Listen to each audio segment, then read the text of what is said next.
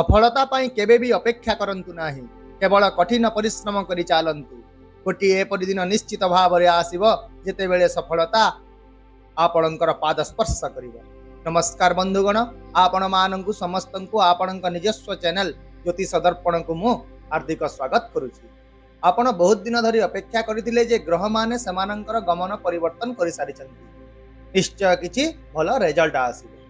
किंतु यार प्रभाव कहीं ए पर्यंत आपण जीवन देखि पारु नाहंती। तेबे बंधुगण, एबे सही समय शेष हो जाइछि, एबे फलाफल पाइबा आरंभ हेबो। तेबे आपणकर स्थिति भल हेबो कि किछि समस्या रहिबो, से विषय रे आज आमे विस्तृत भाव रे एही वीडियो रे आलोचना करिबा।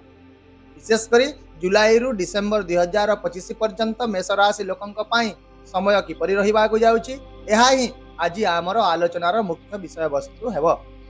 तेणु भिडियोटी को शेष पर्यंत निश्चित भाव में देखंतु। गत किछि मास मध्य बड़ बड़ ग्रह माने समानंकर स्थिति परिवर्तन करिसंति। बृहस्पति राशि परिवर्तन करिसंति, राहु केतु समानंकर स्थिति परिवर्तन करिसंति, शनि एवं वर्तमान निकट में मंगल मध्य निजर स्थिति परिवर्तन करिसंति। किंतु एते परिवर्तन सत्वे मध्य मेष राशि लोक माने ए पर्यंत काहेकि तांकर इच्छित फलाफल पाई पारि नाहंती। कारण जेतेबेले कौनसी ग्रह निजर स्थिति परिवर्तन करे, प्रारंभ रे यह शैशव अवस्था रे रही थाए, अर्थात यार प्रभाव ए पर्यंत स्पष्ट भाव में देखा जाई न थाए। जेतेबेले गतिर डिग्री वृद्धि पाए, ग्रह युवावस्था रे आसी जाए एवं ताहा परे ही से निजर प्रभाव देवा आरंभ करि थाए। सेटा भल प्रभाव हेउ किंबा टिके कष्टकर मध्य हेइथाउ। तेबे जेतेबेले जुलाई रु ग्रह गुड़िकर डिग्री वृद्धि पाइब, प्रभाव मध्य आरंभ हेब एवं एही ठारू ही प्रकृत कहानी आरंभ हुए। बंधुगण, एबे प्रश्न हेउची जे ग्रह गुड़िक भल फलाफल आपणक पई देबे कि नाही। तेबे यार उत्तर आपणकर जन्म जातक रे लुचि रहिछि। गोचर जेते अनुकूल हेउना काहेकि जदि आपणक कुंडली रे ग्रह गुड़िक दुर्बल अछंती, नीच स्थान रे अछंती, पीड़ित अवस्था रे अछंती, तेबे प्रभाव मध्य निश्चय भाव रे दुर्बल रहिबो। एवं जदि आपणक कुंडली रे ग्रह गुड़िक शक्तिशाली एवं गोचर मध्य भल रही, तेबे आपण बहुत आश्चर्यजनक फलाफल पाइबे। तेणु भय करिवार कोनोसी आवश्यकता नाही, केवल बुझिबा एवं पदक्षेप नेबा आवश्यक अटे। तेणु एबे आसंतु जुलाई रु डिसेंबर पर्यंत परिस्थिति को बुझिबा। प्रथमे जानिबा बृहस्पति स्थिति विषय। बृहस्पति वर्तमान आपणकर तृतीय घरे अछंती। एहा पूर्वरु से शत्रु राशि रे थिले, किंतु एबे से बंधु राशि रे पहुंची जाइछंती। तृतीय घर बृहस्पति दृष्टि आपणकर भाग्य स्थान उपर रही, जार अर्थ भाग्य एवं यात्रा वृद्धि पाइब, धार्मिक यात्रा, खर्च एवं अनेक कार्यकलाप हेब। किंतु मने रखंतु, बृहस्पति वर्तमान अतिचारी अवस्था रे रहिचंती, यार अर्थ से शीघ्र फलाफल गुड़िक देवे। तेणु आपणको प्रत्येक पदक्षेप सतर्कतार सहित नेबाकू पड़िबो। ताहा निवेश हेउ, शेयर बाजार हेउ किंबा नूतन व्यवसाय मध्य हेइताउ। एहा व्यतीत बृहस्पति दृष्टि आपणक सप्तम घर अर्थात आय घर एवं ज्ञान घर उपरे रहिछि। यार अर्थ हेउछि वैवाहिक संपर्क उन्नति हेब, व्यवसाय वृद्धि पाइब, आपण एकत्र चाकरी एवं व्यवसाय करने विषय में चिंता करेंगे। घरे धार्मिक परिवेश सृष्टि हेब, कौनसी शुभ घटना घटिब, परिवार रे कहार विवाह मध्य होई पारे एवं तापरे अक्टोबर एवं डिसेंबर मध्य रे बृहस्पति उच्च होई जिवे एवं चतुर्थ घर को आसी जिवे।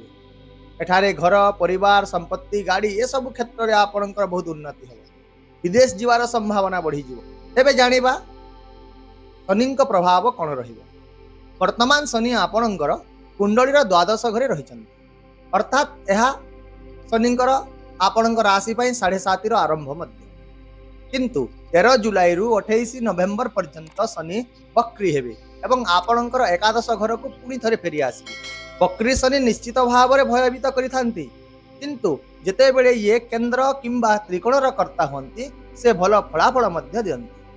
शनि आपणक कर्म एवं आय घर उभयर कर्ता एवं जेतेबेले से आय घरे बसिबे, धन आसीबार अनेक पथ खोली थाए। आउ मध्य एही समय रे विदेश रु मध्य टंका पाइबार संभावना रहिबो।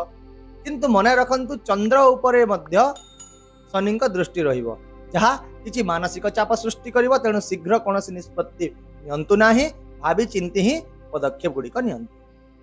एहा परे केतु एवं मंगल ए दिहे पंचम घरे एकाठी अछंती, जहा द्वारा अंगारक जोग सृष्टि होईछि। एही विषय रे तो मु आगरु बहुत गुड़िए भिडियो रे मध्य ବର୍ଣ୍ଣନା କରି ସାରିଛି। ତେଣୁ ଏହି ପିରିୟଡରେ କିଛି ଅଶାନ୍ତି କିଛି ଦ୍ୱନ୍ଦ୍ୱ ସୃଷ୍ଟି ହୋଇପାରେ, କିନ୍ତୁ ମଙ୍ଗଳ ସେଠାରୁ ଯିବା ମାତ୍ରେ ପରିସ୍ଥିତିରେ ଉନ୍ନତି ଆସିବ। ଛାତ୍ରଛାତ୍ରୀମାନଙ୍କୁ ଶିକ୍ଷା ପ୍ରତି ଧ୍ୟାନ ଦେବାକୁ ପଡ଼ିବ। ସେମାନେ ପାଠ୍ୟକ୍ରମ ପରିବର୍ତ୍ତନ କରିବାକୁ ମଧ୍ୟ ଇଚ୍ଛା କରିପାରନ୍ତି, କିମ୍ବା ବର୍ତ୍ତମାନ ପଢ଼ୁଥିବା ବିଷୟ ପ୍ରତି ତାଙ୍କ ମନରେ ଅସନ୍ତୋଷ ସୃଷ୍ଟି। କିନ୍ତୁ ଏହି ଦିଗରେ ଆପଣ ଶୀଘ୍ର କୌଣସି ନିଷ୍ପତ୍ତି ନିଅନ୍ତୁ ନାହିଁ, ଟିକିଏ ସମୟ ଅପେକ୍ଷା କରନ୍ତୁ ନିଷ୍ପତ୍ତି ନେବା ପାଇଁ। ସେହିପରି ରାହୁ ଆପଣଙ୍କ ଏକାଦଶ ଘରେ ରହିଛନ୍ତି, ଯାହାକୁ ରାହୁର ସବୁଠାରୁ ଶକ୍ତିଶାଳୀ ସ୍ଥିତି ବୋଲି ମଧ୍ୟ ବିବେଚନା କରାଯାଏ। ତେବେ ଏଠାରୁ ରାହୁ ଆପଣଙ୍କ ପାଇଁ ଆୟର କିଛି ନୂତନ ଉତ୍ସ ଖୋଲିବ। ବଡ଼ ବଡ଼ ଲୋକଙ୍କ ସହିତ ଆପଣଙ୍କର ସମ୍ପର୍କ ସ୍ଥାପନ ହେବ ଏବଂ ଭ୍ରମଣ, ଡିଜିଟାଲ ମାର୍କେଟିଂ ଭଳି କ୍ଷେତ୍ରରେ ଆପଣ ପ୍ରଚଣ୍ଡ ସଫଳତା ମଧ୍ୟ ପାଇବେ। କିନ୍ତୁ ରାହୁର ଦୃଷ୍ଟି କିଛି ଭୁଲ ବୁଝାମଣା ମଧ୍ୟ ସୃଷ୍ଟି କରିବ, ବିଶେଷ କରି ଭାଇ ଭଉଣୀ କିମ୍ବା ଜୀବନସାଥୀଙ୍କ ସହିତ। ତେଣୁ ଆପଣ ନିଜର କଥାବାର୍ତ୍ତାରେ ଧୈର୍ଯ୍ୟ ରଖନ୍ତୁ, କ୍ରୋଧ ଉପରେ ନିୟନ୍ତ୍ରଣ ରଖନ୍ତୁ। ଏହିପରି ଭାବରେ ସାମଗ୍ରିକ ଭାବରେ ଯଦି ଦେଖିବା, ଜୁଲାଇ ଏବଂ ଡିସେମ୍ବର ମଧ୍ୟରେ ଆପଣ ଯେଉଁ ଫଳାଫଳ ପାଇନଥିଲେ ତାହା ଏବେ ପାଇବା ଆରମ୍ଭ ହେବ।